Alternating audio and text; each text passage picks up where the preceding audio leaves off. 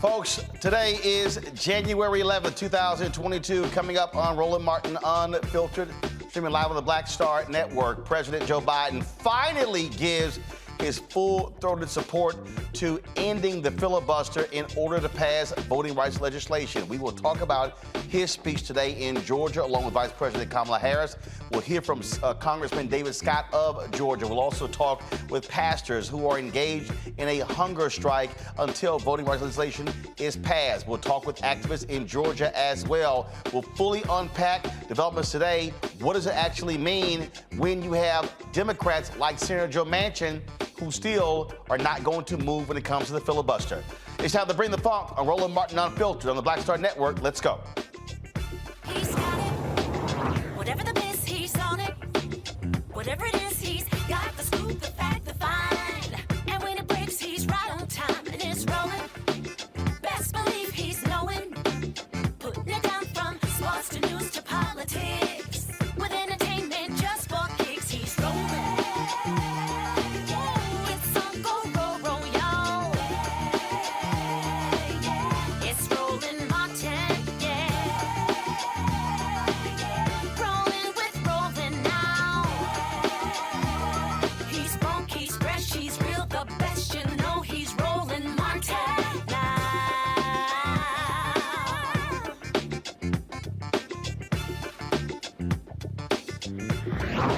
Martin!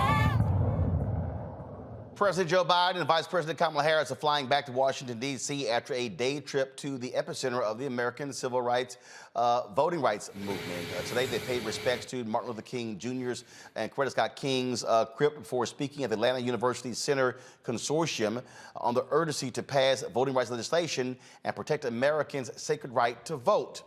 Again, there were a number of folks who were there attending the speech. Obviously, this has been an important issue. Senator Raphael Warnock, also several members of the Congressional Black Caucus were there along with the president. But joining us right now is Georgia Congressman David Scott. Congressman Scott, glad to have you on the show. We are here at this moment. Let's just be real honest. It has been the relentless year of activism by activists and others, protests, Congresswoman Joyce Bading getting arrested, of course, black women here having events, the Poor People's Campaign. All these things have been happening to move this president to do what he did today, to say we have got to end the filibuster to pass voting rights. Absolutely. And what was remarkable about today, Roland, was clearly the spirit of both John Lewis and Martin Luther King Jr. were in Atlanta, Georgia today. And you could feel the spirit. And Roland, you know, as my alpha brother, you continue to lead yourself. You've been at the forefront of this for a long time. I've been following you for a long time, and you've always been out there on top of the issues of major concern to all of us, but especially our African Americans. And there is no greater issue that we are faced with now than the right to vote.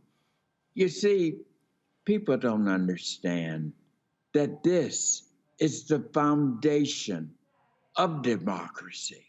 It all stems from making sure that the American people not only have the right to vote, but the opportunity. And you don't have the opportunity when they close down Sunday voting. People may call it sold to the polls, but it helps us. And we have a bill right now in the Georgia legislature to disavow that Sunday voting and all of these other things. So your timing is excellent, what we're doing up here in Washington, but we have got to keep preaching. We've got to keep talking. We've got to keep walking. And let me tell you this, I don't care what they say about Joe Biden, but he put the pedal to the metal in that speech. And the occasion, as I told people that wanted to criticize the president, I said, my God, do you all know that the eyes of the nation, the eyes of the world are on Georgia right now, all around the whole process of voting, which is the foundation of our democracy. We lose that, we're no longer democracy. So this is a threat to our freedoms, it's a threat to our democracy, and I am just pleased with the outpouring and the performance today, and the point of the president and the vice president coming to Atlanta, the home of Martin Luther King, in the very district, congressional district of John Lewis.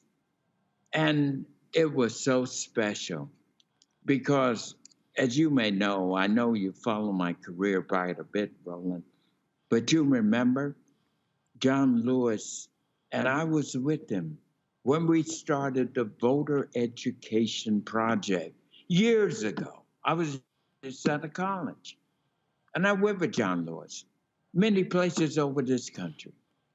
And I never will forget when we went to waterproof Louisiana. And it's so waterproof, it's right there by the Mississippi River in the mouth of the Gulf. But they named it Waterproof Louisiana. And why that was in my mind was because it was when we were there. John Lewis had a tragedy in his family. And he said to me, David, I need you to speak for me. I got to go. And that was my baptism into voting rights, the civil rights in waterproof Louisiana. All those people were waiting for John Lewis. And I had to say, John Lewis isn't here. He had tragedy back home. But I'm here. And we had a few collapses. But anyway, Roland, it's good to be with you, and I just commend you on keeping up the case here, and delighted to be with you at this time. So, Congressman, what's next? I mean, obviously, he gives a speech today, and so he comes back to Washington, D.C. You still have several Democratic senators who are not on board yet. For instance, Politico has a story today that shows that Senator Mark Kelly is undecided. You have Sinema, you have Manchin, you have Chris Coons of Delaware. You have also Jim Tester. That's 5 or 6 right there. And so right now, Democrats don't have 48. You've got about 42, 43. Senator Mark Warner has finally come aboard. Senator Dianne Feinstein.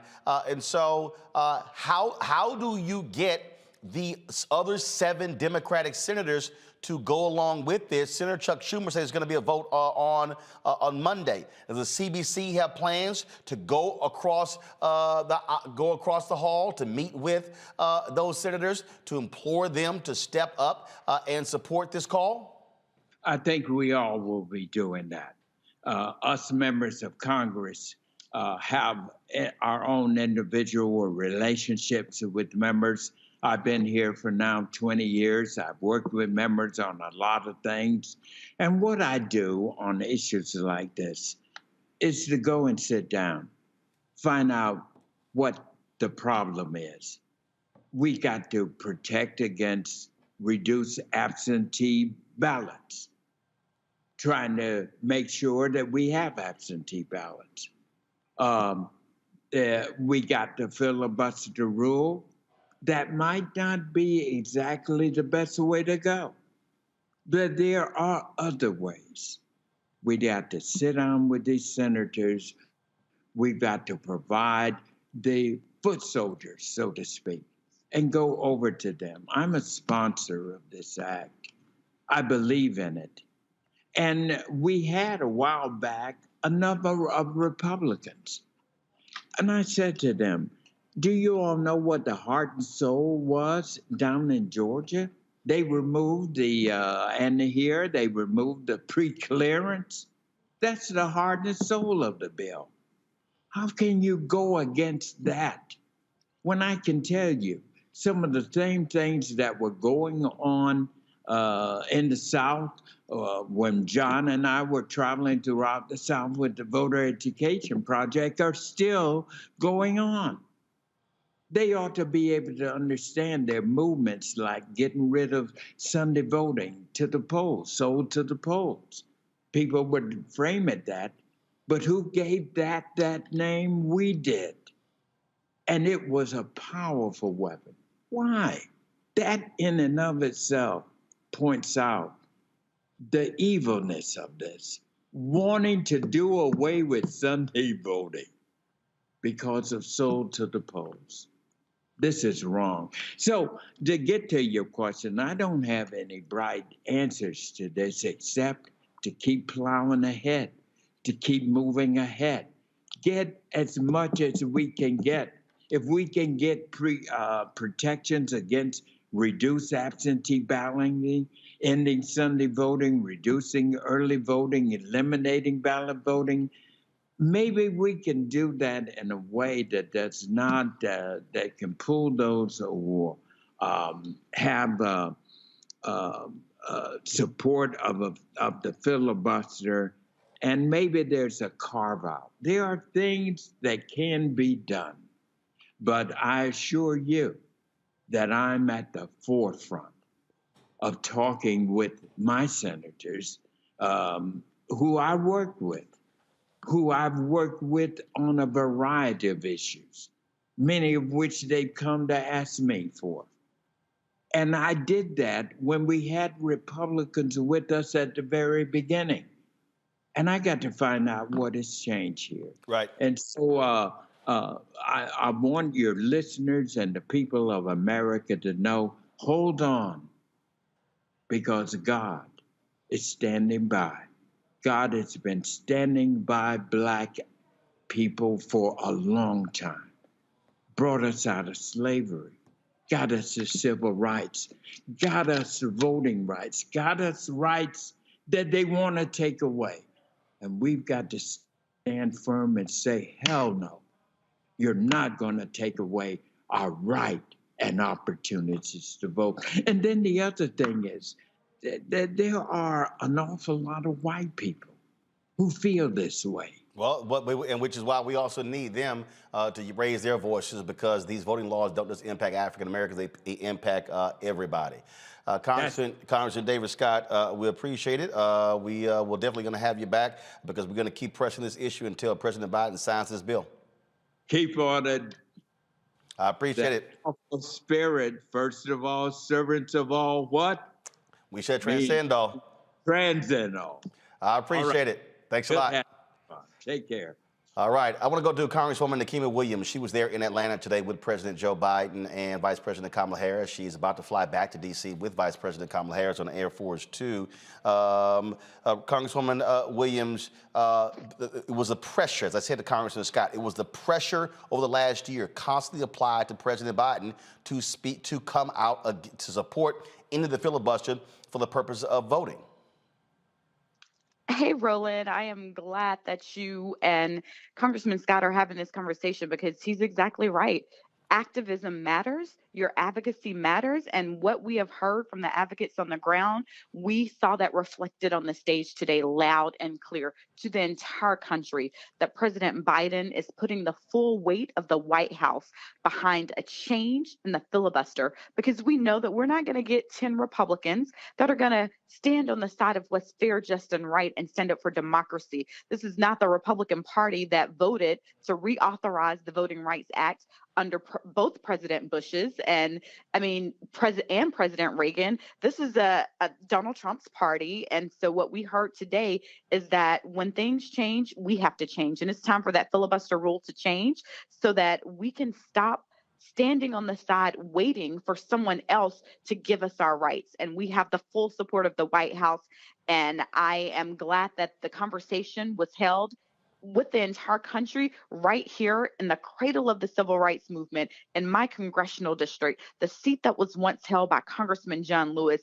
We had civil rights organizations in the audience. I was standing next to Ambassador Andrew Young, who also represented the same congressional district.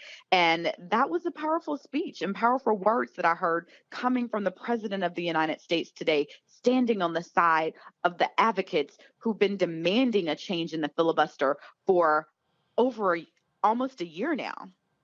So what is the plan now? Obviously, so he's come out, he's made this speech, but the reality is he has to pull these Democrats across the threshold. And so what is going to be that plan? Senator Chuck Schumer says they're going to be voting on Monday. So how is the president going to get these holdout Democrats, there are anywhere from 5 to 7 of them, to support a filibuster carve-out for voting rights?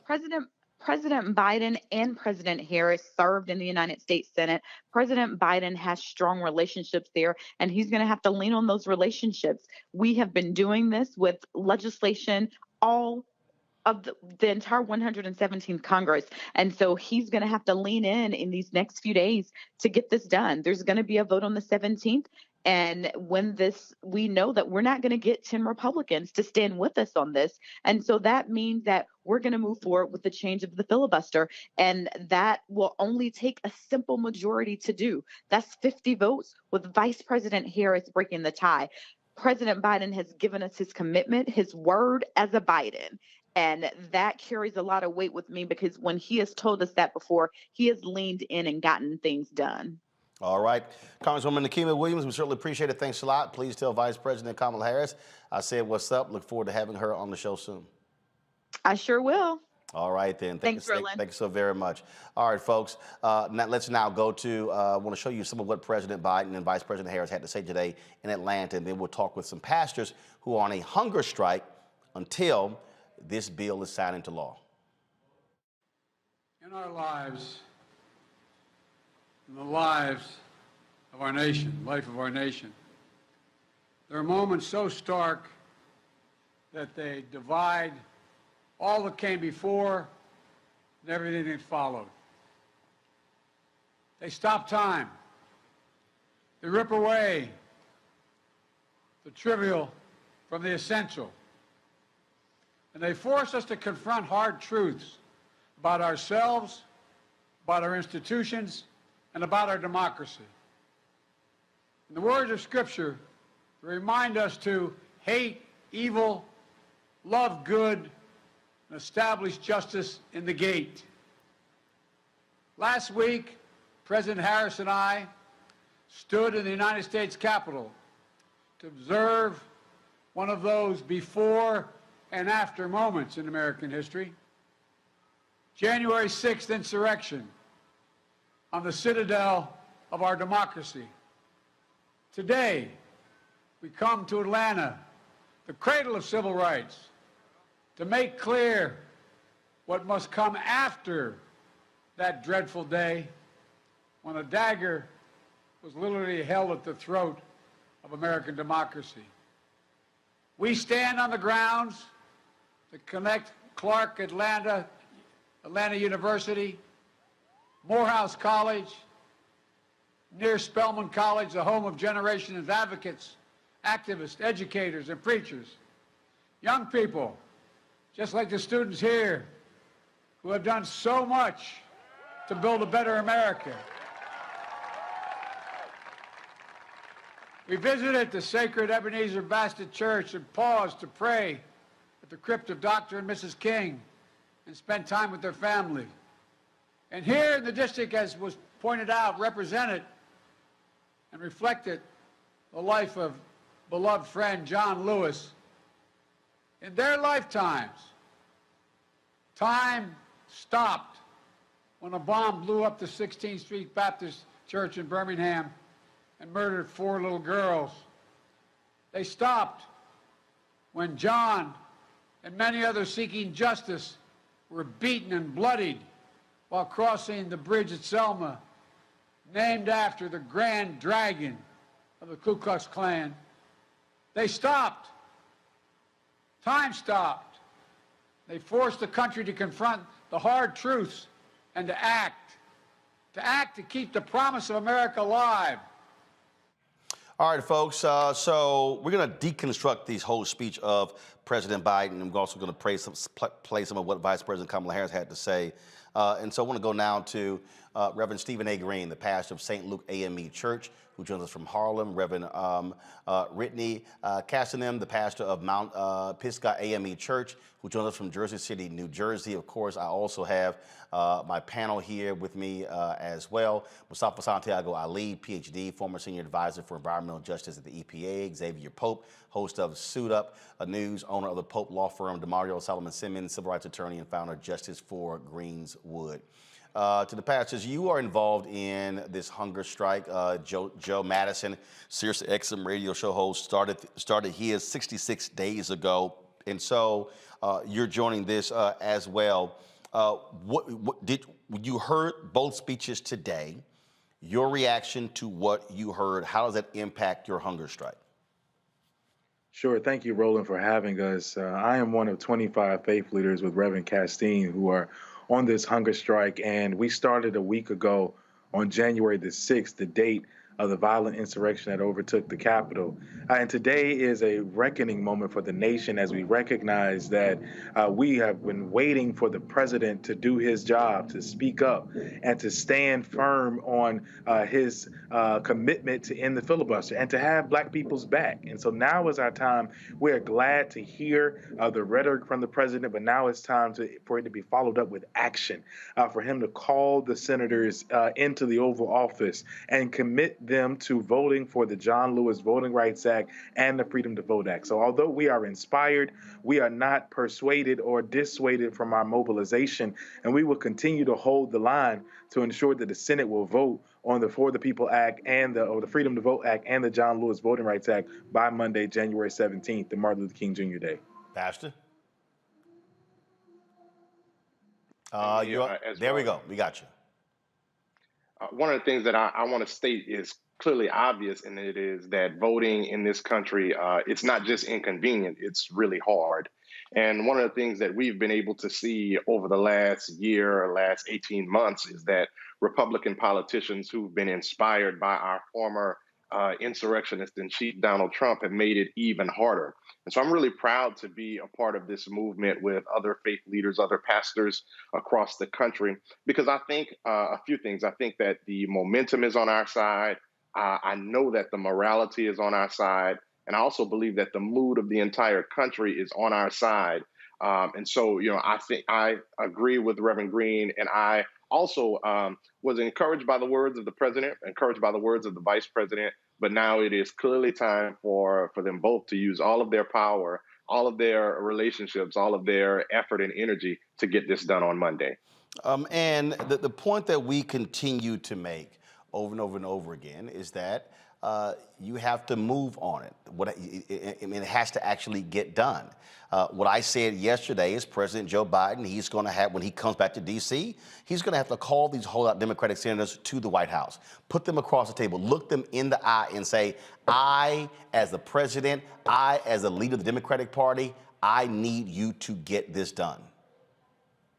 No, absolutely. He has to use the full power of the presidency. You can't stand up to Vladimir Putin and be afraid of Joe Manchin and Kyrsten Sinema. I mean, you have to use the power because the world is watching. We're talking about the future of our democracy. We're talking about the future of the entire climate of the planet, which holds on to the leadership of the United States of America. And so we're talking about the president recognizing that we are in an uncivil civil war and that the Republicans have crossed the line. They have declared war on our democracy. Democracy has already died, and now we're talking about resurrecting democracy, resurrecting the dream of Martin Luther King Jr. this weekend. And so we're not talking about trying to just protect democracy. Democracy was eroded in 2010 when Shelby v. Holder. Democracy was threatened and continued to die on January the 6th. And so now we're talking about restoring and resurrecting our democracy, and that takes a full commitment and a level of leadership that we have yet to see come across the finish line.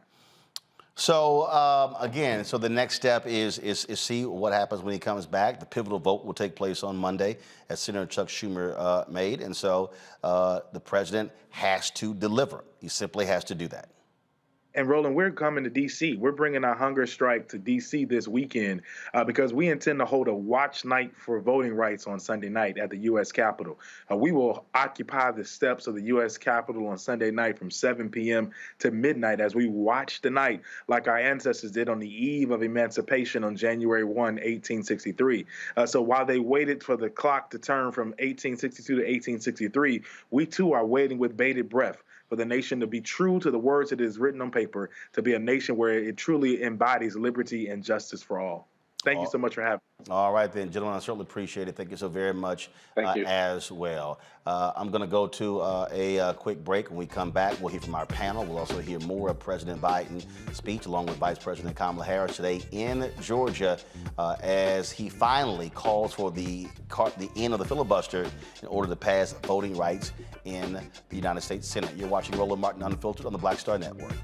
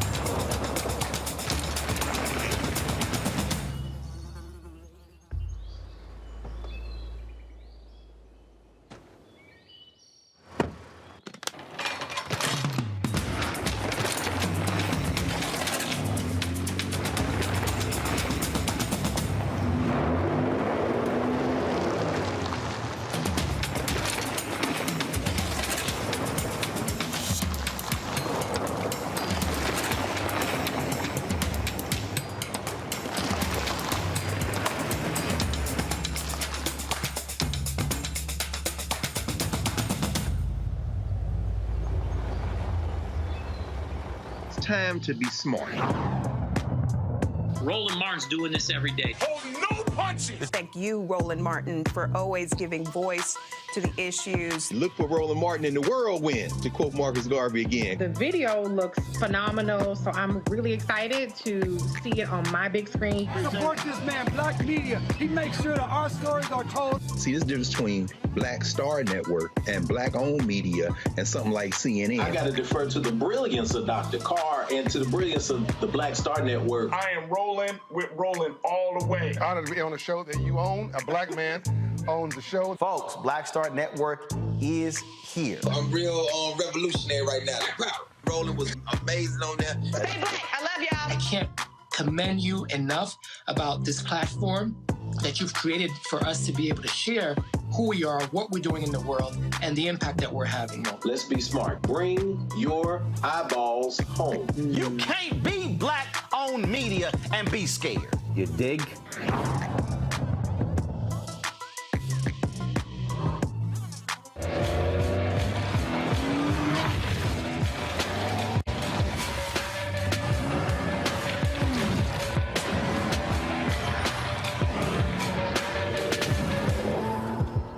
What's up, y'all? I'm Will Packer. Hello, I'm Bishop T.D.J. What up, Lana Well, and you are watching Roland Martin Unfiltered.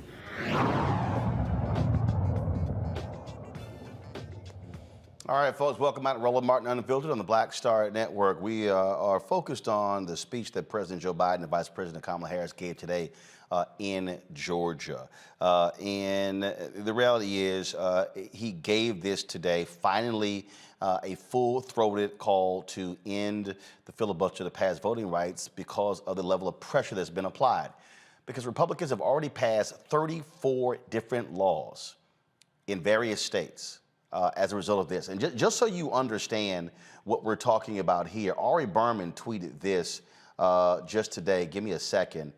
He talked about, go to my iPad, please. He said, breaking, let's see if I can go ahead and get this going. Give me 1 second, y'all. You should see it now pop up. There we go.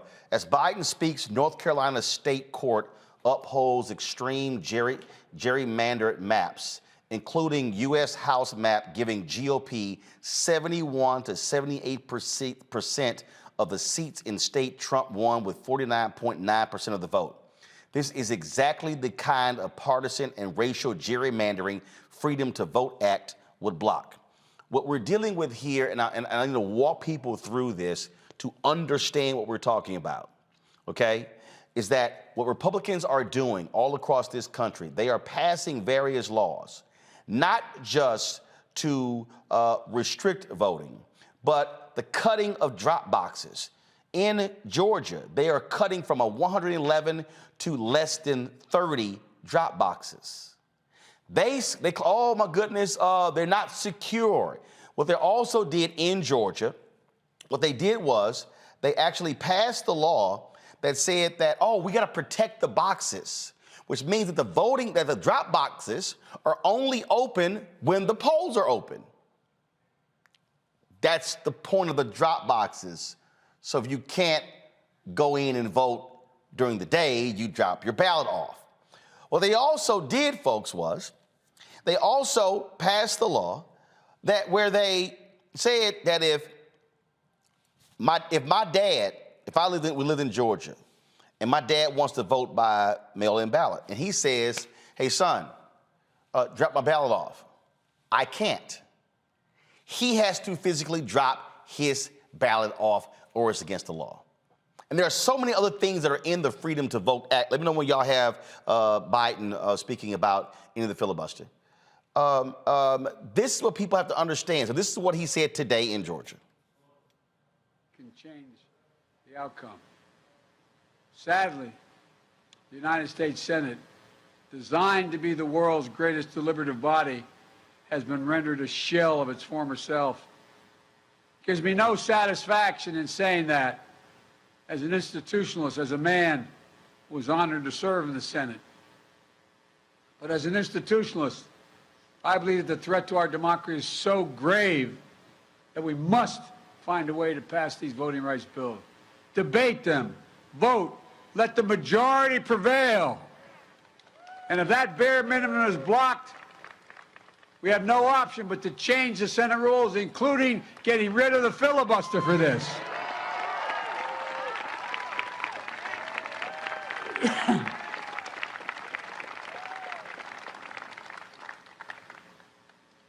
You know,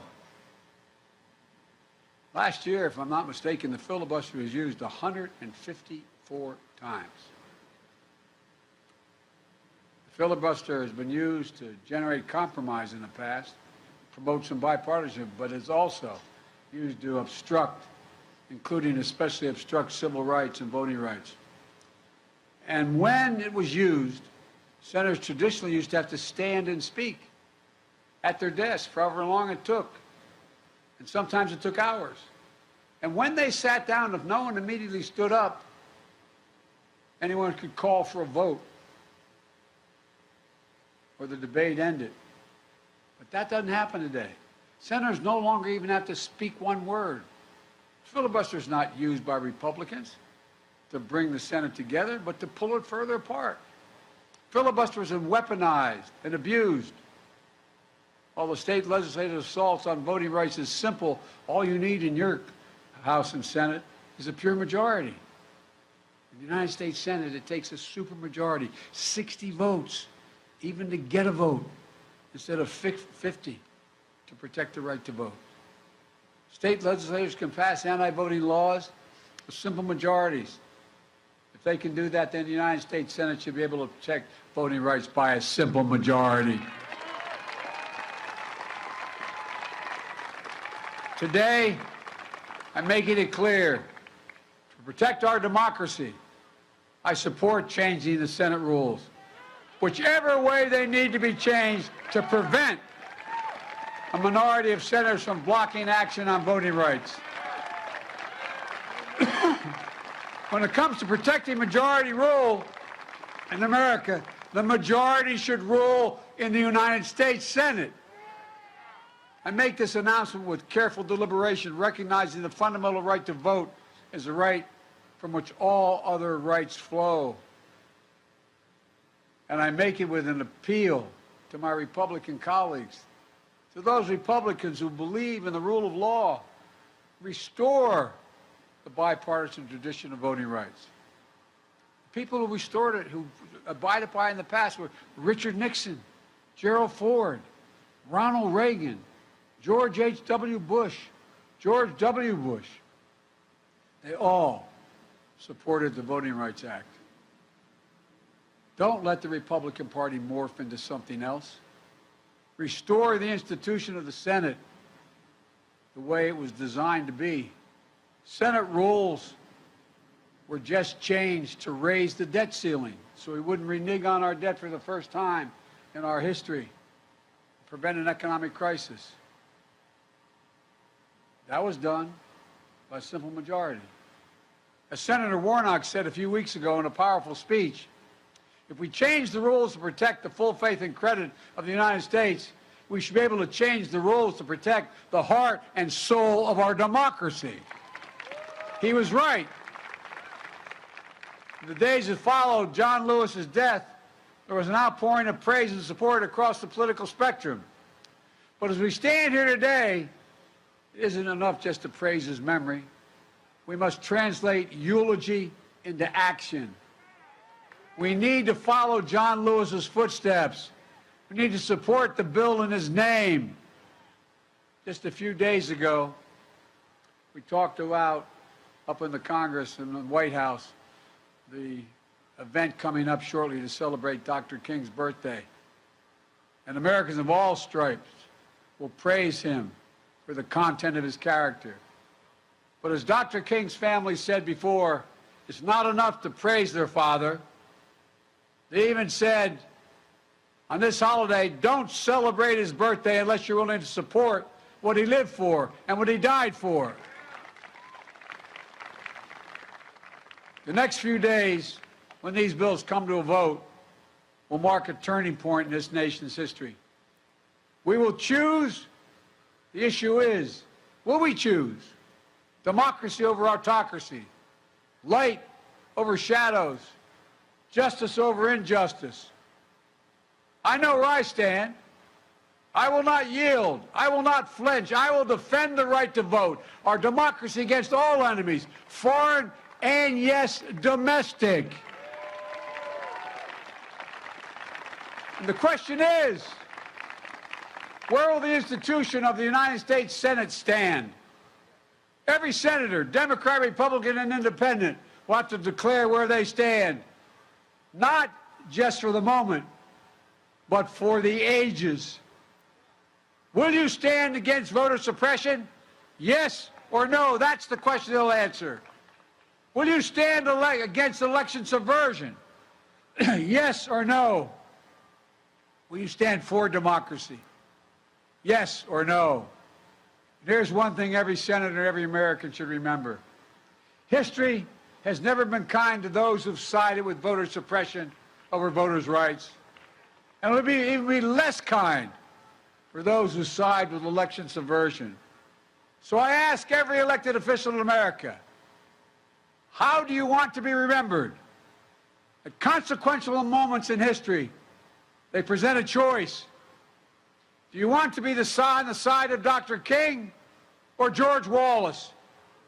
Do you want to be on the side of John Lewis or Bull Connor? Do you want to be on the side of Abraham Lincoln or Jefferson Davis?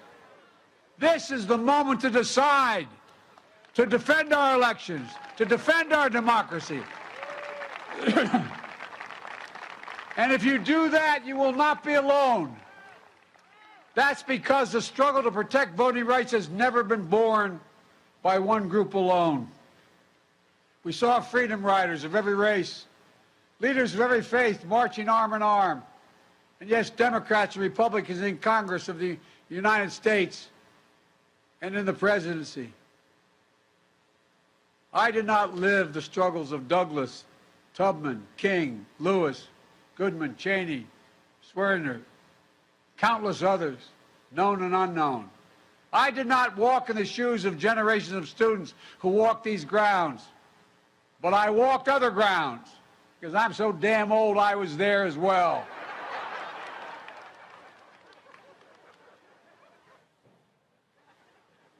They think I'm kidding, man. Seems like yesterday, the first time I got arrested. Anyway. But their struggles here, they were the ones that opened my eyes as a high school student in the late 50s and early 60s. They got me more engaged in the work of my life. And what we're talking about today is rooted in the very idea of America. The idea, Ponder, who graduated from Clark, Atlanta, captured in a single word. She was a teacher and a librarian who was also an unyielding champion of voting rights. In 1963, when I was just starting college and university, after registering voters in Mississippi, she was pulled off a bus, arrested and jailed, where she was brutally beaten. In her cell, next to her, was Fannie Lou Hamer, who described the beating this way, and I quote, "I could hear the sounds of the licks and the horrible screams. They beat her. I don't know for how long. And after a while, she began to pray and ask God to have mercy on those people." Annelle Ponder's friends visited her the next day. Her face was badly swollen. She could hardly talk, but she managed to whisper one word: freedom. Freedom. DeMario, just so folks who have no clue what's in the Freedom to Vote Act, y'all go to my iPad, please. This is what it says on the Senate website. The bill addresses voter registration and voting access, election integrity, security, redistricting, and campaign finance. Specifically, the bill expands voter registration, automatic and same-day registration, and voting access, vote by mail and early voting. It also limits removing voters from voter rolls. The bill establishes Election Day as a federal holiday. The bill declares that the right of a U.S. citizen to vote in any election for federal office shall not be denied or abridged because that individual has been convicted of a criminal offense unless at the time of the election such individual is serving a felony sentence. The bill establishes certain federal criminal offenses related to voting. In particular, the bill establishes a new criminal offense for conduct or attempted conduct to corruptly hinder, interfere with, or prevent another person from registering to vote or helping someone register to vote. Additionally, the bill sets forth provisions related to election and security, including by requiring states to conduct post-election audits for federal elections. The bill outlines criteria for congressional redistricting and generally prohibits mid-decade redistricting. The bill outlines criteria for congressional redistricting and generally prohibits mid-decade redistricting. Now, love this here, y'all. This is the next one. Listen, the bill addresses campaign finance, including by expanding the prohibition on campaign spending by foreign nationals, requiring additional disclosure of campaign-related fundraising and spending, and requiring additional disclaimers regarding certain political advertising, and establishing an alternative campaign funding system for certain federal offices.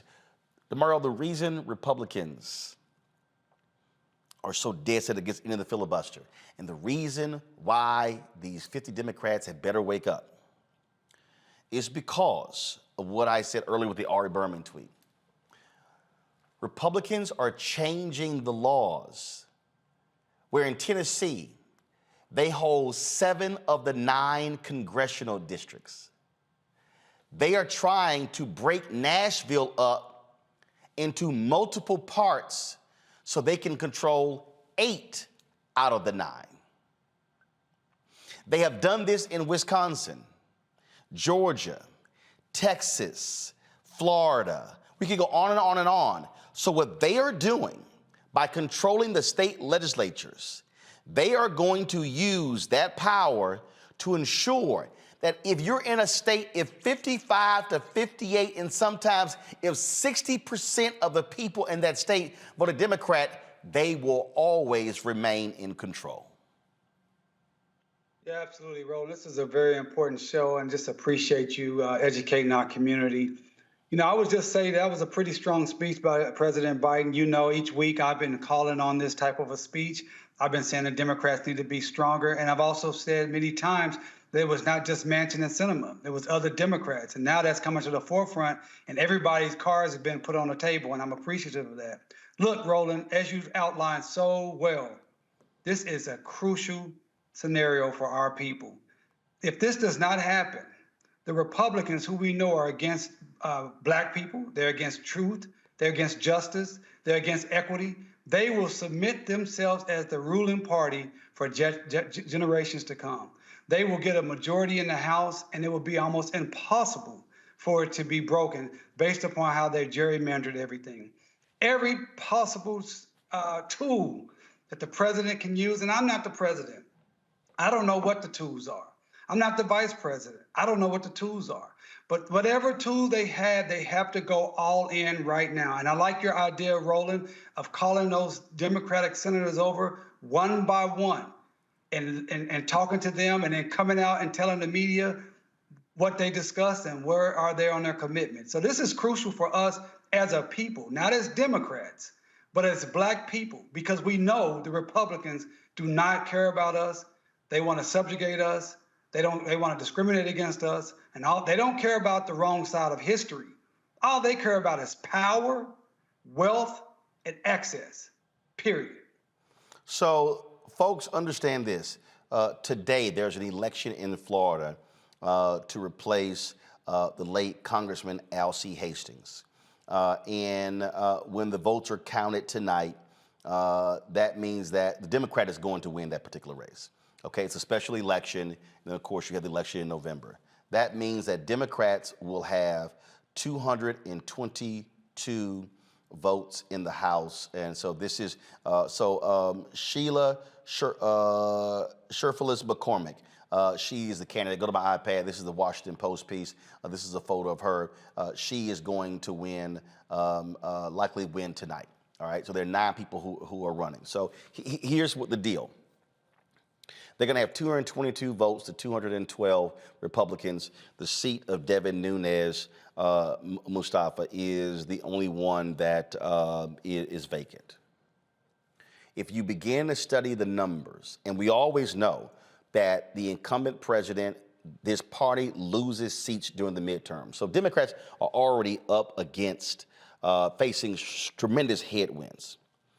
But what people have to understand, if they are able to move out in Florida could potentially get rid of anywhere from 4 to 5 Democrats. Texas is looking to get rid of 2 to 3. Then you look at Ohio. Then you look at Tennessee going from picking up 1.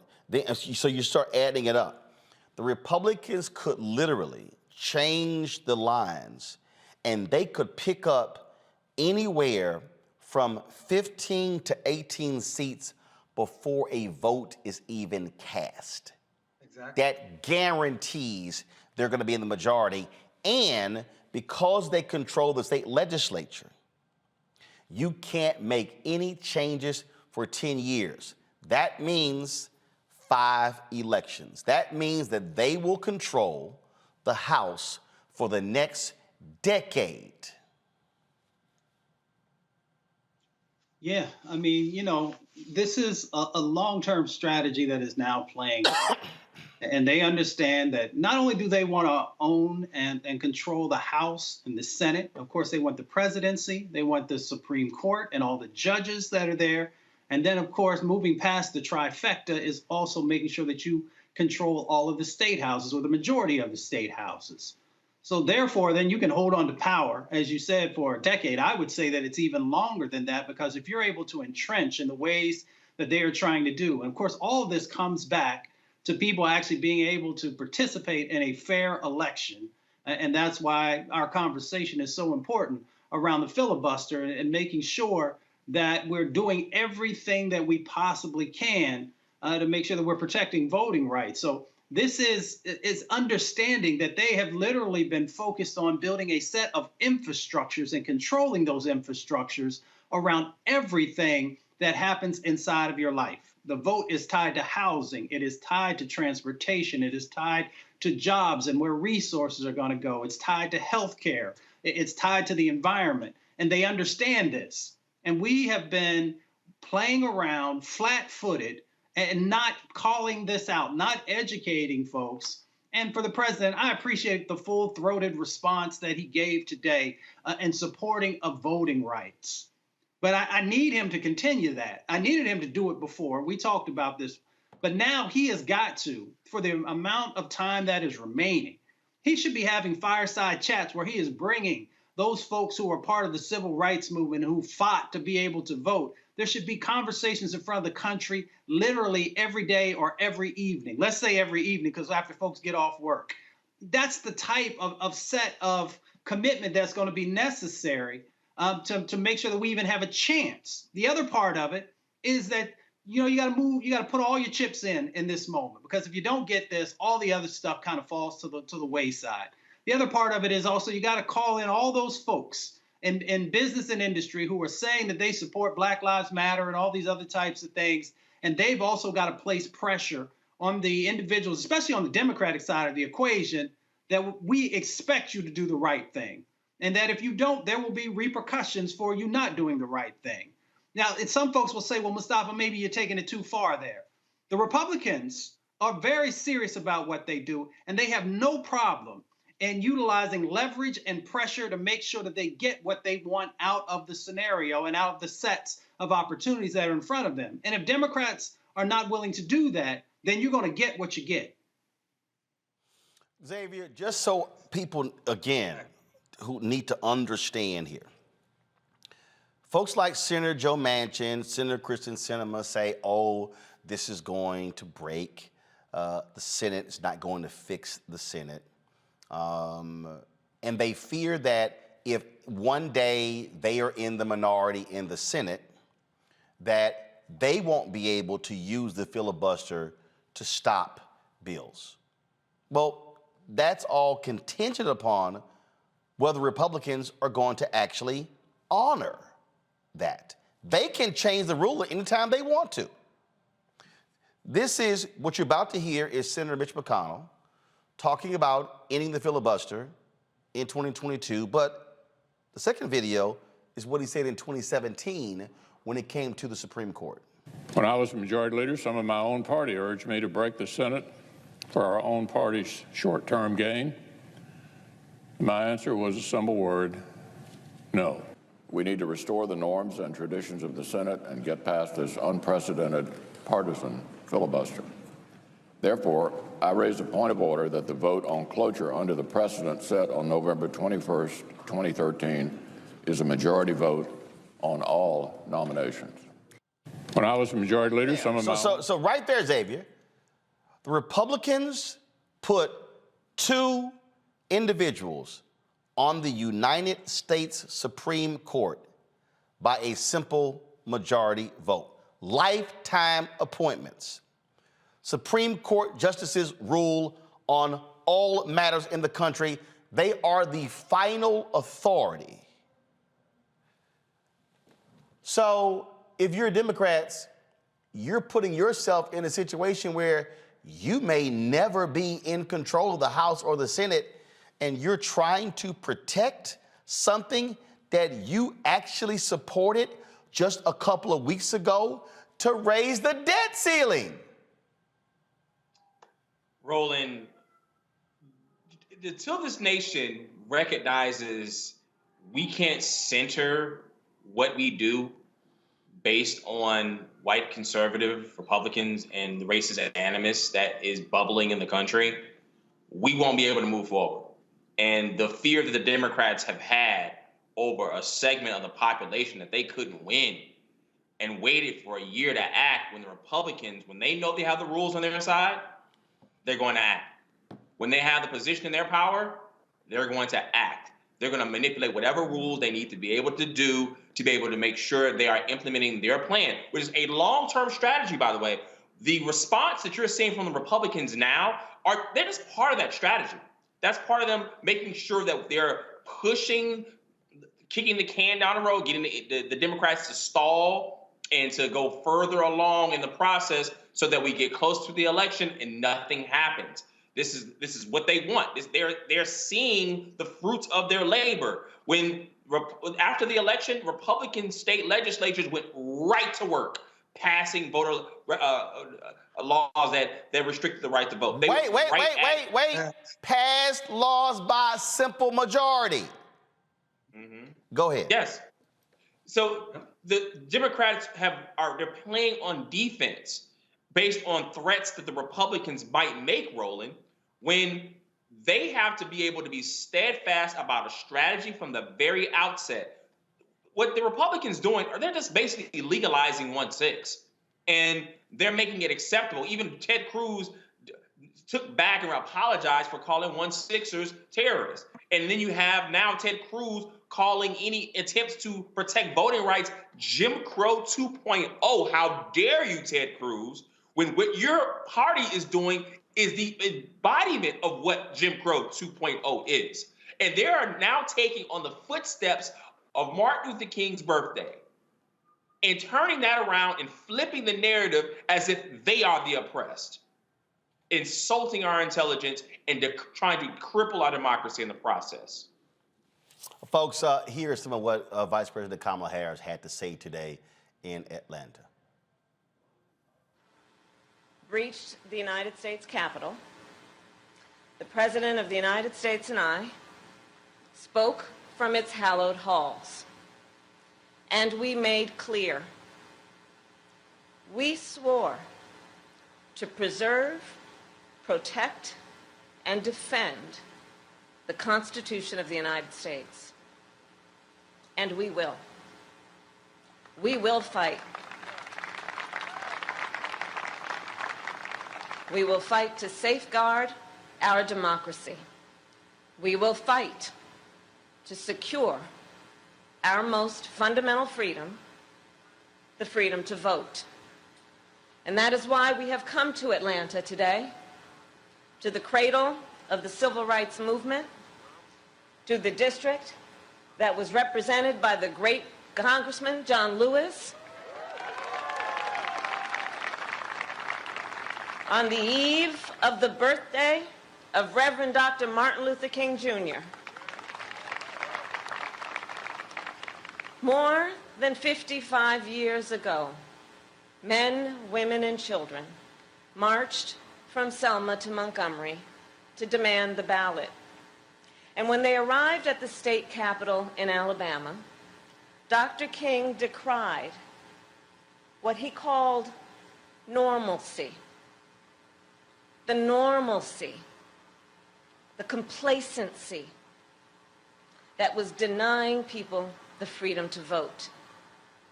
The only normalcy anyone should accept, Dr. King said, is the normalcy of justice. And his words resonate today. Over the past few years, we have seen so many anti-voter laws that there is a danger of becoming accustomed to these laws, a danger of adjusting to these laws as though they are normal, a danger of being complacent, complicit. Anti-voter laws are not new in our nation. But we must not be deceived into thinking they are normal. We must not be deceived into thinking a law that makes it more difficult for students to vote is normal. We must not be deceived into thinking a law that makes it illegal to help a voter with a disability vote by mail is normal. There is nothing normal about a law that makes it illegal to pass out water or food to people standing in long voting lines. And this is what the Georgia Coalition for the People's Agenda tweeted on yesterday. Back to Lincoln County today, we're still gathering petition signatures to stop the Board of Elections from closing 6 of 7 polling locations. And so while there are people who were critical of Black Voters Matter and other groups for not attending today's speech, they've made the point that their work continues, and that's what's going on. We're going to keep, of course, covering this story, see what happens over the next several days, but also be very mindful of Republicans who are going to be posting wonderful things about Dr. King on Monday, yet they'll be standing against the very things that he fought for. Be sure to call them out on social media. Gotta go to a break. When we come back, Black Girls Code, an organization that has gotten lots of attention over the last several years for their work. Now they're getting a different level of attention with the decision to oust the CEO. She'll join us next to explain what is going on. You're watching Roland Martin Unfiltered on the Black Star Network.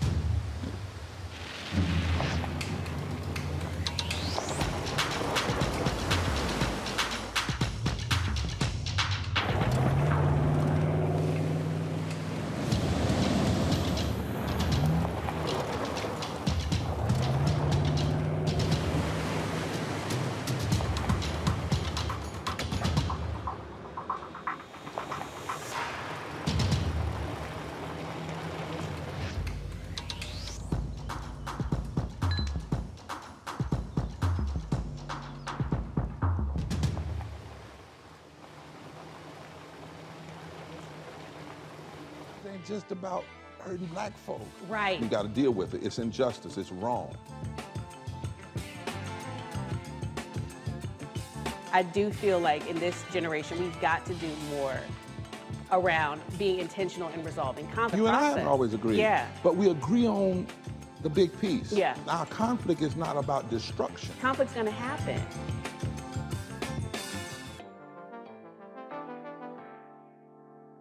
How y'all doing? It's your favorite funny girl, Amanda Seals. Hi, I'm Anthony Brown from Anthony Brown and Group Therapy. What up, Lana Well, and you are watching Roland Martin Unfiltered.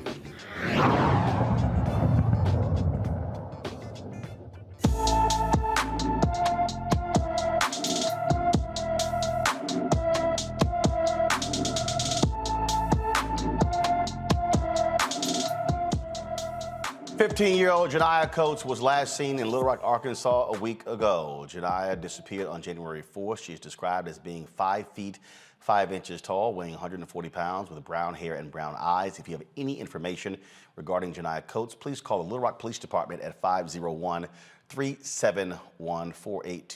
501-371-4829.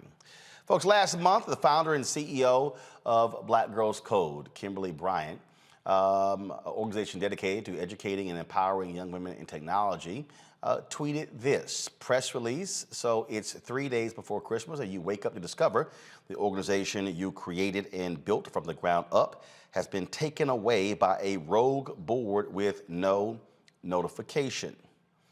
Now, the board announced that she was being replaced for several reasons, but they also talked about what was described, we see reports as toxic workplace culture. Well, she joins us right now from San Francisco. Glad to have you on the show, Kimberly. So it has been 3 weeks or so since you posted that particular tweet. Where does it stand? Are you suspended? Have you been fired? Have you been replaced? What's going on? Roland, thank you so much for having me on the show today. And I did want to correct for the record that I'm on a paid leave or suspension. I haven't been ousted. I'm still I'll always be the founder, but I'm still the CEO of Black Girls Code, although there is an interim executive director who is running the organizational work in my absence, pending this investigation that, to my knowledge, has yet to be started. So how did we get to this point? What happened? Roland, that's a great question. I would say that, we got to this point in a few ways. You've been a longtime supporter of BGC and the work that we do. We've been teaching girls of color from underrepresented communities about computer science and technology for the past 10 years. So since 2011 and to this very day. Over the last 2 years, however, we experienced this period of really rapid growth. So coming into 2020, like many other organizations, we were kind of shocked, if you will, to have to go into a totally different space of how we do our work due to the pandemic that began in the beginning of March. We went through this transformation, if you will, where we took all of the classes and workshops we used to do in person. We pivoted to a virtual model, and as a result, we had our best year in over 10 years. We reached over 10,000 students. We reached girls and individuals, boys and girls, women and men from all over the world, but we also experienced this period of hypergrowth. So what I mean by that is we came into 2020 with an organization of about maybe 7 or 8 individuals, ended with a little bit over 20 individuals at the end of 2020, as well as coming into 2020 with gross revenues or net revenues, if you will, of a little under $2 million to ending 2020 with net revenue of about $40 million, slightly under $40 million. So the organization was really in this period of both rapid growth from all this revenue and support that we, as so many other social justice organizations, received in the wake of George Floyd's killing. And we also grew our work and started to experience a bit of turmoil, if you will, in a culture that's trying to adjust from being a really small grassroots organization to a very large, heavily resourced one. And due to that, we had some challenges. And as a result of that, even now, some bad actors have come into play to interrupt us from the good work that we've been doing for the past 10 years. TechCrunch posted this on December 27th, that the Black Girls Code Board of Directors said they formed a special committee to review and evaluate complaints made by current and former employees about Bryant's conduct. The board formed a special committee to review the complaints and placed you on administrative leave. There's a comment here from Heather Hiles, who's the interim board chair, where it says that that the board has a fiduciary responsibility to protect the organization and the well-being of its staff. I can confirm that the recent activities are a result of following through in that responsibility. Were there any complaints from folks that were brought to you, that were brought to HR, anything that came to you before this action was taken? One of the things that I have said before, which, this all started to unfold on December 21st, and to this date, I have not been told by any member of the board, from any board president or any board member, what exactly it is that this investigation is focusing on. Like, I have not been asked, I have not been told, I have not given a statement to the board, nor have they told me why there is a need for an investigation of me. So you've been on leave for 3 weeks and have no idea why? No idea why. As I mentioned, we experienced this period of hyper growth, as well as we had some employee turmoils and issues in the middle of the year that we as an organization started to address. So we hired an external culture strategist, Carla Monterosa from Brava Partners. We hired her to do a employee cultural pulse survey to understand what's some of the things that were happening in this very multi-generational diverse workforce that we were building. We hired another organization, a consultant, Agility Consultants, to come in and do a salary and compensation study for our team so that we could raise our equity level because, as I said, we grew and we wanted to be able to compensate our team accordingly to the growth that we experienced. So we just finished that compensation study with really a clear pathway of what our compensation policy will be now into the future at the end of December. We brought in an executive coach to work with myself as well as the new members of senior leadership and our executive team. So we have been doing the work to address these issues as we grew this high growth organization with very little support from anyone else, internally on our board of directors. So to be hit with this at the end of this period of both growth and where we were really doing the work as a leadership team to make sure that we built equity in our organization is the most, I want to say challenging, but it's really, really disappointing because when a person brings in a board, that statement is right. You bring in a board to actually help support the mission and the work. And it's unfortunate at times when organizations, especially Black organizations and Black-led organizations, don't receive that support internally to get through the growing pains. And that's really what I want to build in the future for other Black women founders and other women in leadership like myself, because there's still a gap, evidently, and I am the example of it here, of how we as women in leadership are sometimes not supported and certainly not given the grace to fail and get back up again and keep moving forward with our missions. So what's next? I mean, obviously, you said you haven't had, no one has said anything to you. You have no idea. All right, what's next? Your guess in terms of what's next in terms of this situation is I'm still waiting. What I'm here to do is to support getting through a fair and unbiased investigation that gets to the facts. There could be many truths, but I believe, because I'm an engineer, there's one set of facts. And I would like to see this issue resolved as quickly as possible so both the organization and myself can focus on this work that we started back in 2011. You yourself have supported, and so many others in our community, and because we need to do this work to support our girls. For me, this future is really about driving this conversation of when Black women lead. These are the sometimes unnecessary fruits of our journeys and our pathways.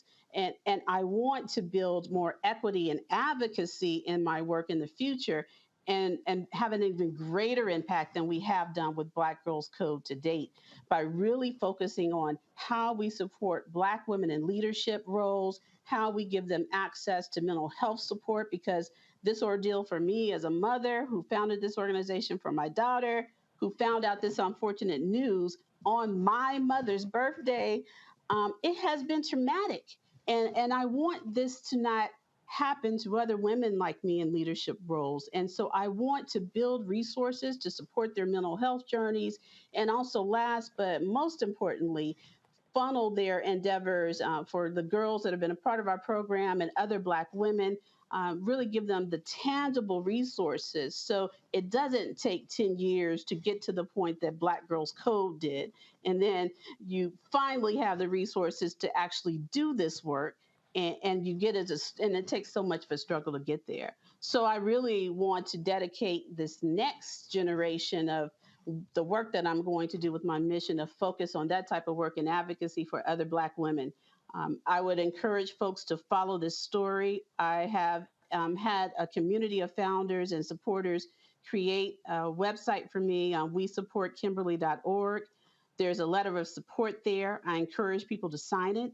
I encourage people to continue to support organizations like Black Girls Code, but also to look at how do we uplift, help, and give voices and support to to other women like me who have experienced some of these similar things. So go to WeSupportKimberly.org for that, or follow me on any of my social media.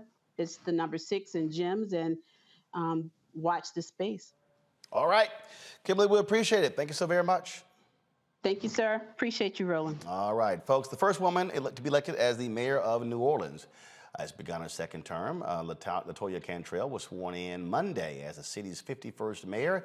She thanked the citizens of New Orleans for giving her another chance to lead the Big Easy. I am grateful to be here with you on today, but I am deeply grateful to begin a second term as the city of New Orleans. You all have ensured that I have another 4 years, but we have another 4 years. Another 4 years to go. And you know what? 4 years ago, we made history when you elected me as the first woman mayor to lead this great city. Thank you again for entrusting me with the honor of leading our city. You have placed your confidence in me and in my vision for just how great we can be. Cantrell's first term was plagued with issues that caused economic hardship for the city. She had to contend with hurricanes and, like everyone else, COVID. Folks, speaking of first in Louisiana, last month Susan Hudson defeated the 17-year incumbent Orleans Parish Sheriff Marlon Guzman in a runoff election to make history by becoming the first black woman elected sheriff in the state of Louisiana. She joins us now on Roland Martin Unfiltered. Sheriff, how you doing? I'm well, Roland. Thank you so much for having me. Glad to have you here. We were supposed to have you last week, but the death of Sidney Poitier caused us to have to change our whole news cycle. But certainly glad to have you back. So, all right. So you now the top cop in the county. What's your plan? We ran on a simple platform. We're going to take better care of those who are incarcerated. We're going to take better care of those who are working in the jail. And we're going to listen to our community and be accountable to them for every dollar that we spent and every action that we take. And so that's what I plan to do. Very simple formula. So in terms of, most people obviously don't understand when you talk about the sheriff's responsibility. You got the city, of course, but then you talk about the county, you have different responsibilities. How many different cities in Orleans Parish are you responsible for? Or how many, I'm sorry, the areas, I'm sorry. So how wide of an area?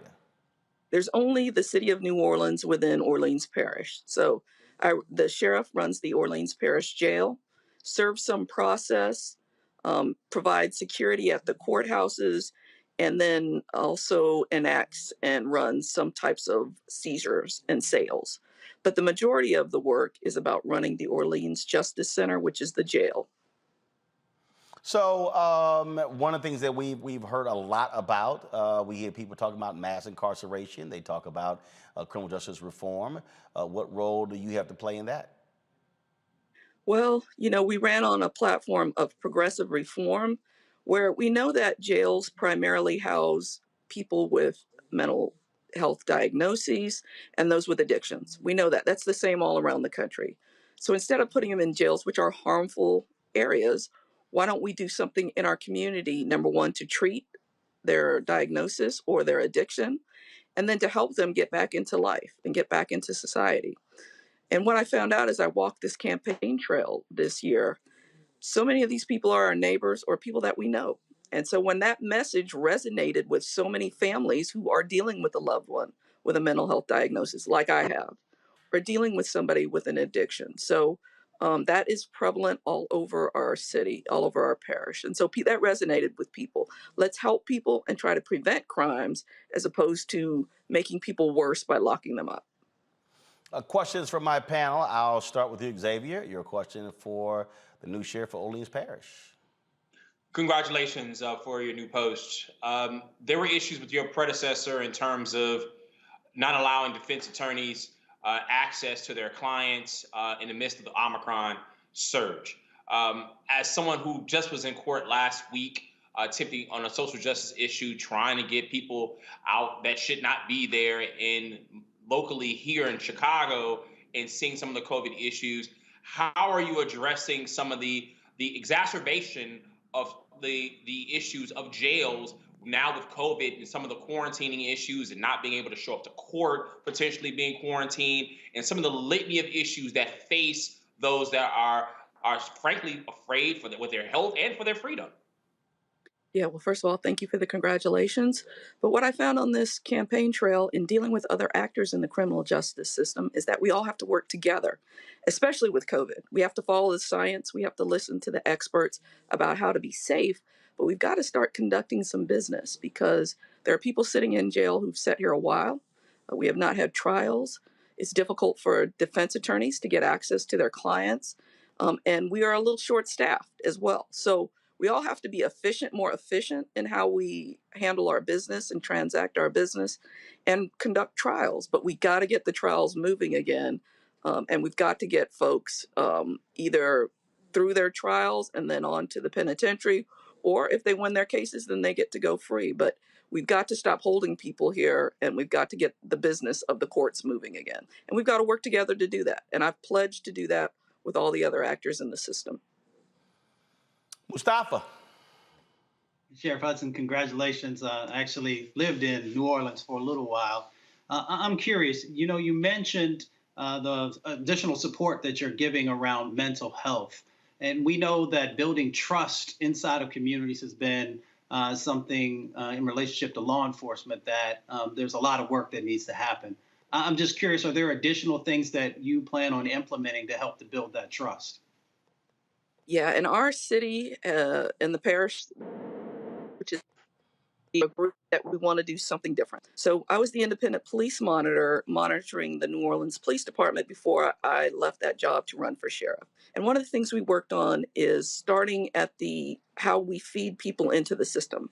And that is with how the police respond to calls for service.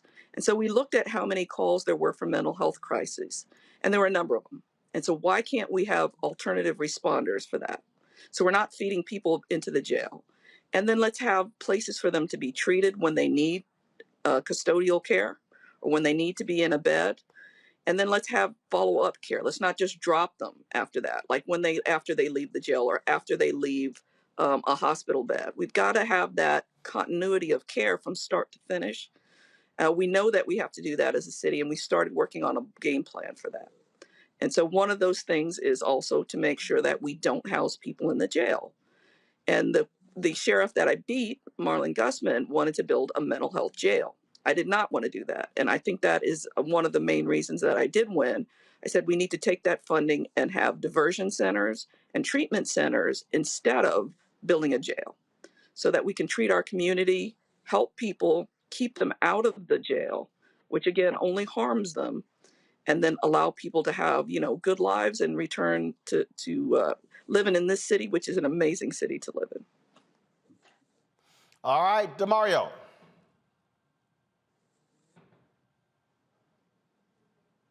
You're on mute. Now we got you. Go ahead. Sheriff, it's really good to talk to you. Congratulations. I feel like we met a couple of years ago during a National Bar Association conference down in New Orleans a couple of years ago. We had your office and I think the police chief come over and talk to some of the lawyers. So I'm really excited about your position. I do a lot of work here in Oklahoma against jails. I sue jails often, particularly the Oklahoma County Jail. Oklahoma City is one of the worst in the nation. So I was very inspired and happy to hear you talk about treating those inmates with more dignity, because as you know, these are pretrial detainees, meaning they have not, in most cases, been convicted of a crime. Many people are sitting in jails because not able to pay cash bonds. So I'm just happy to hear that is your commitment. I'm happy to hear about you talking about trying to really help with the mental health aspect of things. What I would like to know from you, and I know you've already thought about this, is how do you get to the entrenched culture of anti-reforms that are going to be down, not at your leadership level, but down within the rank and file? That's what we see so often in my civil rights work, is that many times people like you with the good heart want to be progressive, but they find it very difficult to get to the rank and file to really do what's necessary to turn that culture from the culture that you don't want it to be. Yeah. First of all, thank you again for the congratulations tomorrow. And please don't sue me at any point as I go forward. But I am a nice person. I am a Christian, a good person, but don't get it twisted. I'm not a pushover. I've had to monitor the police for 17 years and stand toe to toe with them, criticize them, and make reforms. So I'm pretty tough. But what we know is that we have to recruit differently. We have to train, and we have to value employees doing something different. So it's not the warrior mentality anymore. We are caregivers in the jail, and we have to get them to understand that. But we have a low morale here because folks here that work in the jail were not paid well, not trained well, not treated well. They didn't have a fair promotion system, a fair way of making sure that they could, just be incentivized to do better. And so we're changing all that. So we hope that those changes that we're going to make that make it a more fair system for them, that train them better. People love to be trained and love to have tools to do their job. This is what I promised them. And so that's why so many of them voted for me. And that's why so many of them got their families to vote for me, because there's a new day on the horizon for them. One of the main, three tenets of my campaign were: we take better care of those in custody, we take better care of those who work there, and we listen to our community. They heard that message. All right, then. Well, certainly good luck in your new endeavor. And I'm sure when we roll through New Orleans for Essence, our paths will cross. I got you. I look right. forward to Sheriff Hudson, thanks a lot. Thank you. Good night. All right, folks. Got to go to a break. When we come back, more Roland Martin Unfiltered right here on the Black Star Network.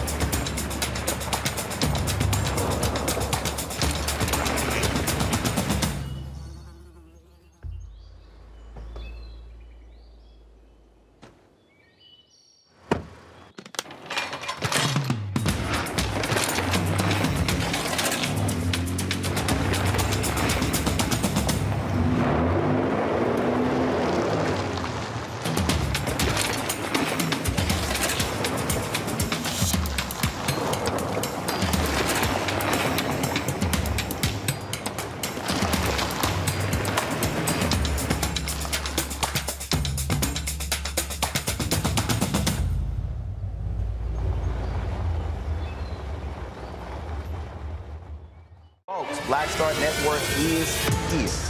Oh, no punches! I'm real revolutionary right now. Support this man, Black Media. He makes sure that our stories are told. Thank you for being the voice of Black America, Roland. Stay black. I love y'all. All momentum we have now, we have to keep this going. The video looks phenomenal. See, there's a difference between Black Star Network and Black-owned media and something like CNN. You can't be Black-owned media and be scared. It's time to be smart. Bring your eyeballs home. You dig?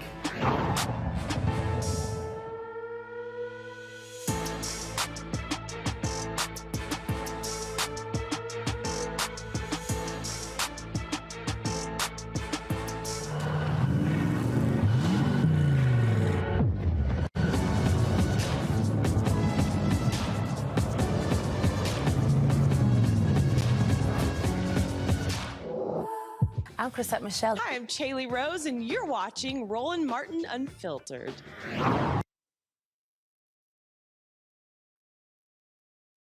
The Senate has voted to posthumously award Emmett Till and Mamie Till Mobley, his mother, with a Congressional Gold Medal. Lawmakers voted unanimously on the bill. Republican Senator Richard Burr sponsored the bill. The Congressional Gold Medal is an award bestowed by the United States Congress. It is the highest expression of national appreciation for distinguished achievements and contributions by individuals or institutions. There's no word when the official ceremony will take place. You know, here's the deal with what's very interesting, DeMario. They will vote unanimously to award the Congressional Gold Medal, to Emmett Till and his mother, Mamie Till Mobley. But they will not say a word to Senator Rand Paul, who blocked the anti-lynching bill. So you're awarding Congressional Gold Medal to the late Emmett Till and the late Mamie Till Mobley, but you actually won't pass an anti-lynching bill, and the brother was lynched. You know, Roland, this is just reminds me of what we were dealing with here in Tulsa during the centennial for the Tulsa Race Massacre, where they wanted to plant trees, they wanted to put benches out, they wanted to have graffiti art, but they didn't ever want to cut the check for reparations and to repair the harm for people like my client, Hughes Van Ellis, who turned 101 today. Shout out to Hughes Van Ellis, one of the 3 living survivors of the Tulsa Race Massacre. We're tired of symbolism. You know, I don't know if the Till family asked for this, so I don't want to disparage them if this is something that they wanted. But as a national black folks nationwide, this is a slap in the face. You vote for a symbol of a medal, but you won't vote for the Emmett Till lynching act. And the fact that we're even having to talk about trying to get a lynching act in 2022 is, I'm laughing because it's not funny. It's not a funny laugh. So this symbolism is something that I'm very fed up with. I don't appreciate it. And I think it's just another way to show that these people are not serious about our rights and our dignity. And just so people need to understand something here, Xavier, I just want y'all to see this headline. Senator Burr blocks another black female from 10-year judicial vacancy. That is the Court of Appeals there. And 2 eminently qualified African-American women. And Burr was one of the folks who blocked them. So you are, you know, so, and then here's what's so crazy. One of the black women he blocked was one that he recommended in 2009. So I'm sorry, I'm not impressed, Senator Burr. Can I just say one other quick thing? I'm sorry, go ahead, Xavier. I just wanted to just say quickly that this is just he would have blocked her in 2009. It was politically expedient in 2009. What we see now is the open racist way that the Republicans are advancing upon this democracy, the way they are putting forth their politics. They've had these policies and the way they approach race and power for a long time. But now they have a seat open window, and they're looking at their populace and their base of supporters and saying, maybe convince a certain certain number of white people to look at it and say, oh, we have the numbers, we're the majority population, and eventually they can convince enough to go along and continue to push their agendas and keep them in power. So now it's politically expedient for him to turn around and go against a decision that he was for just only a few years ago. So that's what we're seeing rolling right now. And Mustafa, this is from PolitiFact, where Burr reveled in being responsible for the longest judicial vacancy in history, a seat on the federal district court serving Eastern North Carolina. So I'm not interested in Senator Burr and what he did here, because when it comes to the real, what's happening today, the non-symbolic things, he actually stands in the way of voting rights. He is supportive of the North Carolina efforts to racial gerrymandering. He has not said anything about what Republicans have done to block, to stop black folks from voting in that particular state. And by the way, he also was the one who during COVID got those private briefings and then went out and sold stock, him and his brother. That's the same Richard Burr. Senator Burr can't change his spots. He's not interested in changing his spots. You know, they will do the window dressing. Don't get me wrong. You know, a congressional gold medal for, Brother Emmett and his mother is incredibly important because it is a part of history and they need to be honored in that space. But when it comes to systemic change, Senator Burr is not interested in that. And that's what actually changes people's lives. That what actually helps people to have access. And they're not interested in that. So, these types of acts, are important, but we have to dig deeper and see how their sets of actions in the past and in the present either help our lives to be better or continue to hold us in bondage, in a sense. And again, I just want everybody to know there were two black women, Jennifer May Parker, as well as Patricia Timmons Goodson, a former North Carolina Supreme Court justice who Richard Burr blocked from being on the federal bench. So, yeah, dude. Roland, can I just jump in right quick? Yeah, go ahead. Because we have MLK holiday coming up. And this symbolism is something that sickens me each and every year. Mm-hmm. We have these parades around the country, and we have a very big one here in Tulsa, Oklahoma. And you allow all these corporations and organizations who are racist, discriminatory throughout the whole year. You allow them to come out, participate in these parades, have some type of float and matching uniforms, and do some type of dance step, and they can check the box and look good, and they did some symbolism. We have to stop allowing these people who are against us to be able to get over on these symbolisms, lack of substance activities like this particular gold medal congressional award. Someone should have said, Richard Burr, you cannot, how can he be the one to sponsor that? That is offensive to me that Richard Burr is the one that sponsors something for Emmett Till when everything he does is to support the degradation that got Emmett Till killed in the first place. Bump a medal, give us reparations.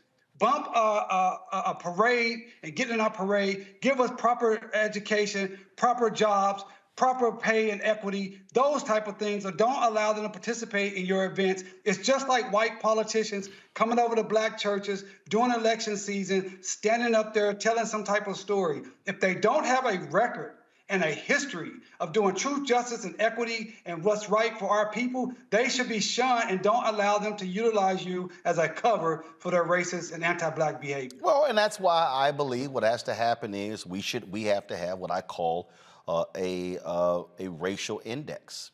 And that is when folks want to buy tables at our events, when you have individuals who want to be on the board of the NAACP or the National Urban League, if they want to come and do things, okay, do you have black board members? Who are your black executives? What businesses are you doing supplier diversity with? Are you supporting black-owned media? Where you would lay it all out. Oh, you're not? Yeah, you can't come. And see, that's why when they had that. That's why when we were in Tulsa, when they had the investment conference, if you will. I was actually mad. See, some folks pulled out. The reason I didn't pull out, because damn, I wanted to speak so bad, because I wanted to call them out to their face.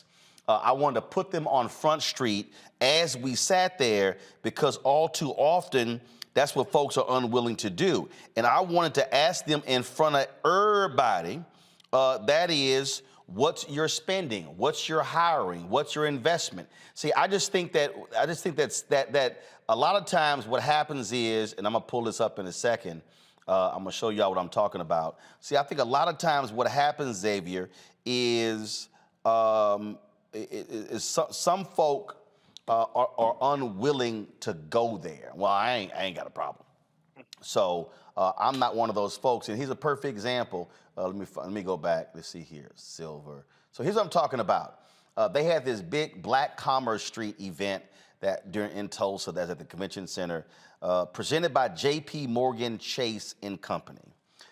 These were the presenting sponsors nationwide: J.P. Morgan Chase, Bank of Oklahoma, Combs Enterprises, I think that's P. Diddy, Deloitte Digital, Salesforce, Walmart.org. Here's where the other ones: Bank of Oklahoma, PepsiCo, Citi, BlackRock, American Express, the American College of Financial Services. And so the only reason I could not speak on the panels because we had to be inside of the bubble where Biden was speaking, and there's no way I could have spoken, left there, and gotten back to the Cultural Center in time. But Oh, I would have challenged them on the spot. No. Show me your numbers. Banks, what's your lending to African Americans?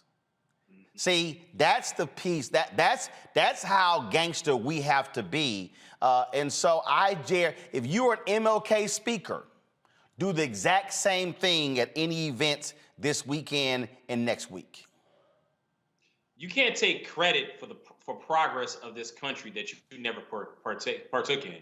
And it seems as if we have too many corporations and too many politicians, particularly on the right, when they know that when Martin Luther King died, the significant number of people who didn't actually support him when he died. And they're looking to say history is done. Patted themselves on the back. Good job. There's no more progress that needs to be made so that they can choose quote unquote neutral policies to be able to advance upon our rights. And we can't, like my brother said, we can't let them get off the hook with that. And you having an index that they have to be held accountable for. And we need African Americans, when you are in a room with these corporations, when you can't go to these different places and kiss butts and be happy to be in the room, because you can be out of the room if they choose to. You have to make sure that there's equity in the room. You have to speak up and speak truth to power when you're in those rooms. That's right. And so I want folks, Mustafa, I want them prepared on this weekend, on Monday, when you see corporations and politicians putting out their statements with Dr. King. I want people to question every single one of them. What is your commitment to the things that King stood for? I told y'all Operation Breadbasket was one of the most important initiatives. And so use that as the model to ask them, answer these questions. Mustafa, go ahead. Yeah, and you can find the information. You know, you walk around with a computer in your pocket or your purse every day, so you can find out, you know, what people's boards look like and to a degree, some of the commitments that they may or may not be making. So that's one part of it. But I'm glad you called out the other part of it, is that each and every one of us also have to start to make sure that we're holding our own selves accountable. I put a process in place.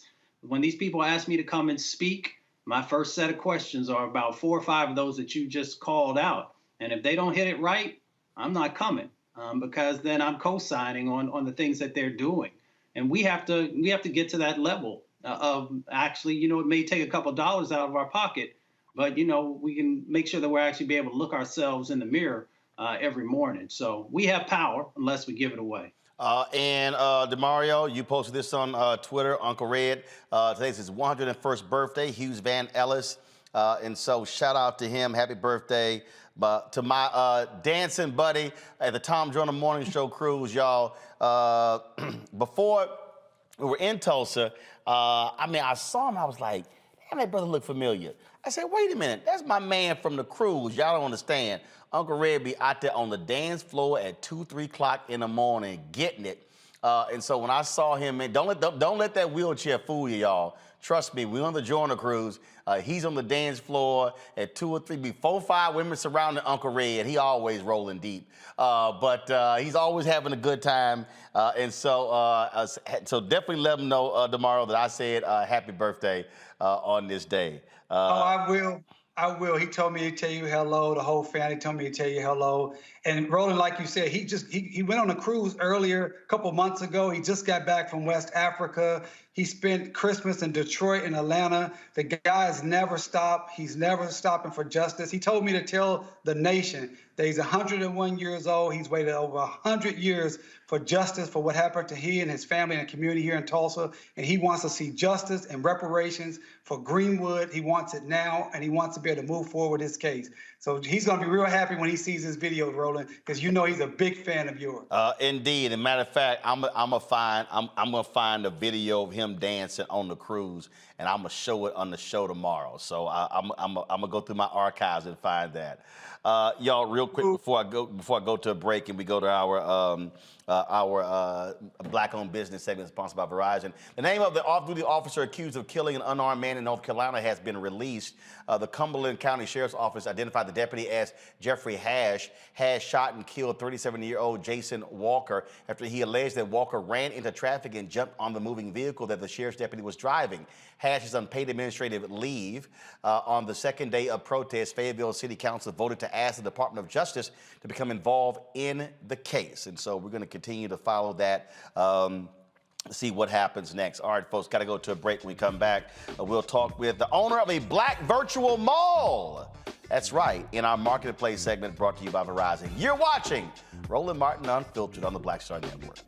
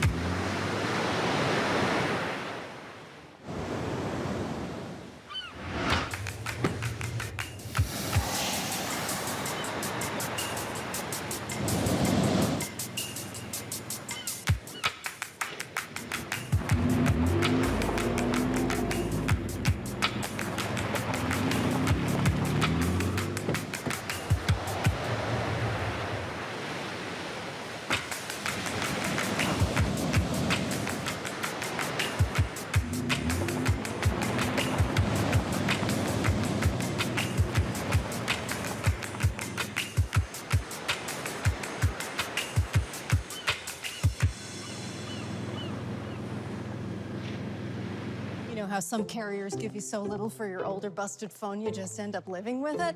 I don't think so. Verizon lets you trade in your broken phone for a shiny new one. You break it, we upgrade it. You dunk it, doggy bone it, slam it, wham it, strawberry jam it, we upgrade it. Get a 5G phone on us with select plans. Every customer, current, new, or business. Because everyone deserves better.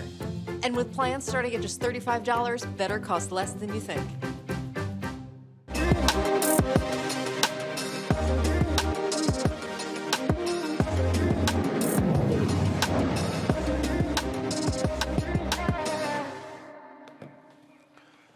All right, folks, the pandemic shut down plenty of businesses, and Black businesses were especially hit, with 40% of them closing business. So a futurist and serial entrepreneur took notice and created the concept of a Black virtual mall. Joining us now is the founder of the Black Virtual Mall, Alquincia Selawayne from Brooklyn, New York. How you doing?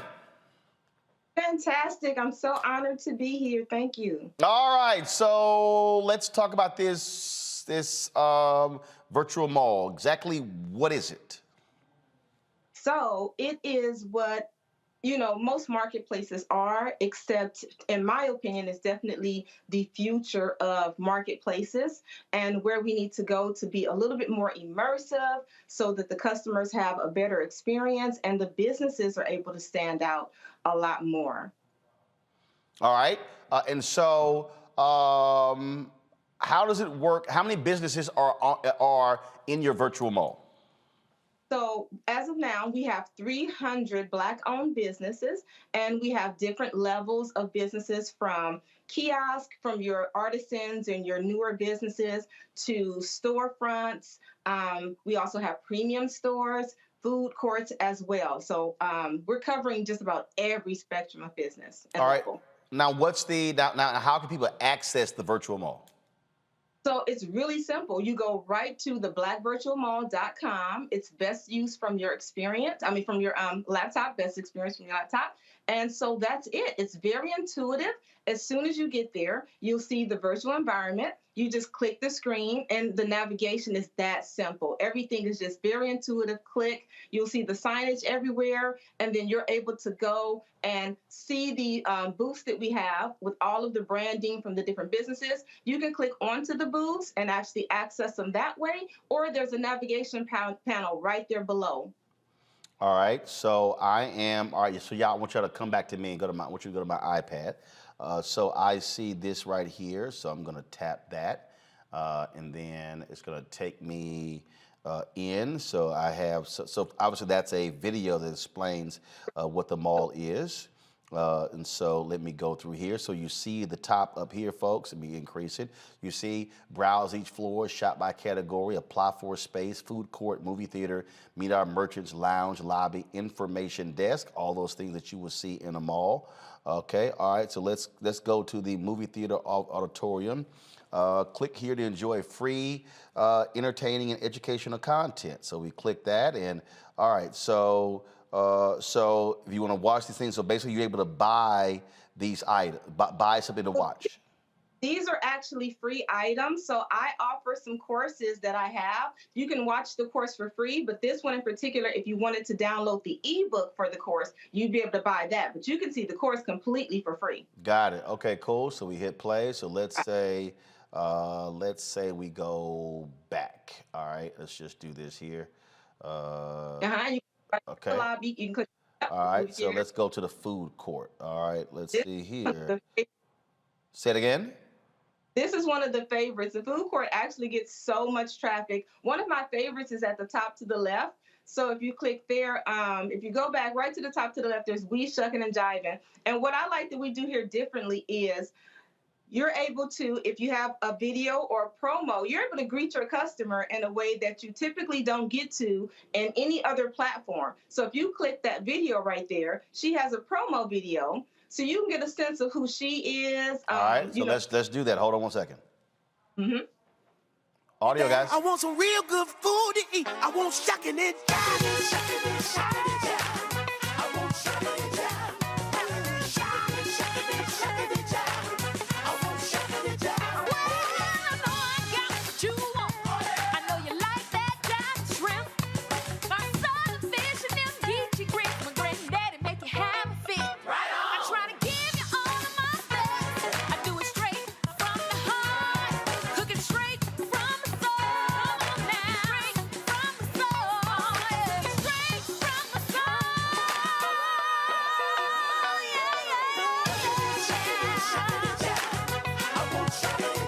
Ooh, that's what it is, what it is. That's where it's at, that's what it is. Come on down and shuck it and jive and Cajun food with an old school groove. Our designers to get your taste palette back in line, baby. Follow us at We Shuck It.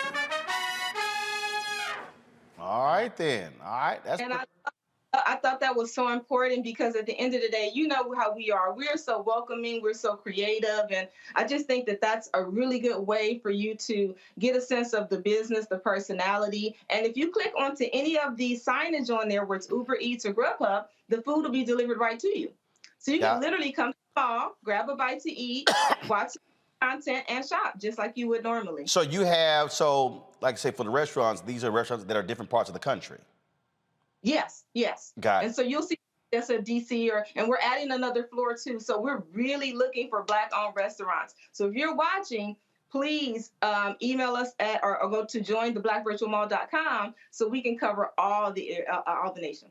Questions from our panelists. Xavier had to go. Mustafa, go. Quincy, this is really amazing what you got going on. I'm curious, and I'm into technology. Will you be eventually moving to the metaverse in the whole crypto world that so many folks are now paying attention to?